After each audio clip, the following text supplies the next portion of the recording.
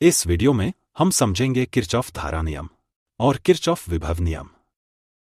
Kirchhoff के नियम विद्युत परिपथों के विश्लेषण के लिए मूलभूत सिद्धांत हैं। यह हमें किसी भी जटिल परिपथ में धारा और विभवों का विश्लेषण करने में सहायता करते हैं। किरचॉफ के नियमों को 19वीं शताब्दी में जर्मन भौतिक वैज्ञानिक गुस्ताव किरचॉफ ने प्रतिपादित किया था। आइए इन नियमों को विस्तार से समझते हैं। किरचॉफ धारा नियम कहता है कि किसी भी विद्युत परिपथ में किसी संगम बिंदु अर्थात नोड पर आने वाली कुल धाराओं का बीजगणितीय योग 0 होता है। कहने का तात्पर्य यह है कि उस संगम बिंदु पर आने वाली सभी धाराओं का योग उस बिंदु से बाहर जाने वाली सभी धाराओं के योग के बराबर होता है। यह नियम आवेश संरक्षण सिद्धांत पर आधारित है, जिसका अर्थ है कि कोई भी आवेश किसी नोड पर संचित नहीं होता। आइए इसे एक उदाहरण से समझते हैं। मान लीजिए कि एक विद्युत परिपथ में विभिन्न दिशाओं से 5 धारा तत्व I1, I2, I3, I4 और I5 प्रवेश कर रहे हैं और एक बिंदु पर जाकर मिलते हैं। इस बिंदु को हम संगम बिंदु कहते हैं। किरचॉफ नियम के अनुसार इस बिंदु पर कुल धारा 0 होती है, क्योंकि संगम बिंदु पर मिलने वाली आने वाली धारा का योग बाहर जाने वाली धारा के बराबर होता है।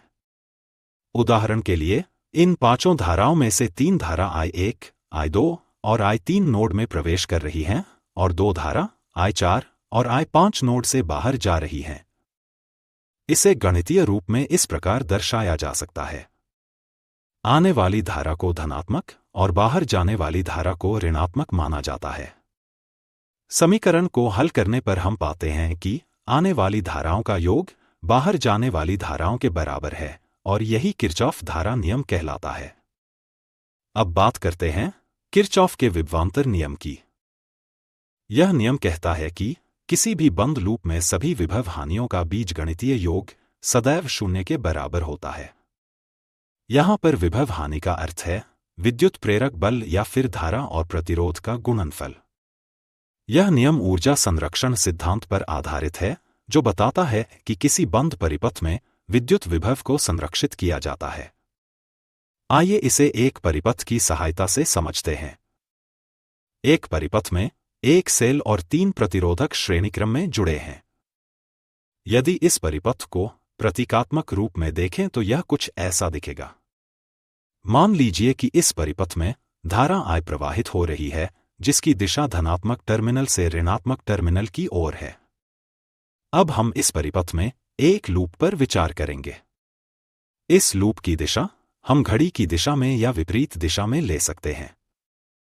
यहां हम घड़ी की दिशा में विचार करेंगे। किरचॉफ नियम के अनुसार सभी विभव हानियों का बीजगणितीय योग सदैव 0 के बराबर होता है। इसे प्राप्त करने के लिए हम किसी एक बिंदु से दूसरे अंतिम बिंदु तक विभव का पता लगाते हैं।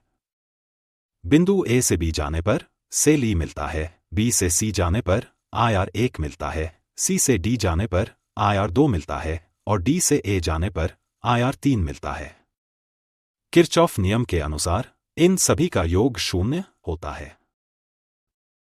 हमें इस बात का ध्यान रखना है कि अगर लूप में चलते हुए सेल का ऋणात्मक टर्मिनल पहले आए तो उसे ऋणात्मक मानना है और धनात्मक पहले आए तो धनात्मक मानना है।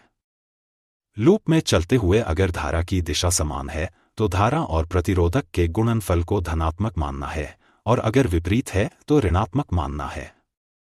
जैसा कि हम देख सकते हैं, हम परिपथ में धारा की विपरीत दिशा में चल रहे हैं, इसलिए हम धारा और प्रतिरोधक के गुणनफल को ऋणात्मक मानेंगे। साथ ही लूप में चलते हुए पहले हमें सेल का धनात्मक टर्मिनल मिल रहा है, इसलिए हम सेल को धनात्मक मानेंगे।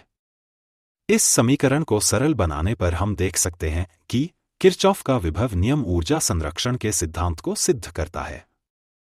इस नियम को हम किसी भी परिपथ में लागू करके उसके विभव, धारा या प्रतिरोधक की मान निकाल सकते हैं।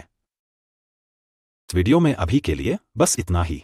अगर आपको हमारा ये वीडियो अच्छा लगा तो हमारे इस चैनल को सब्सक्राइब करें, इस वीडियो को लाइक और शेयर करें।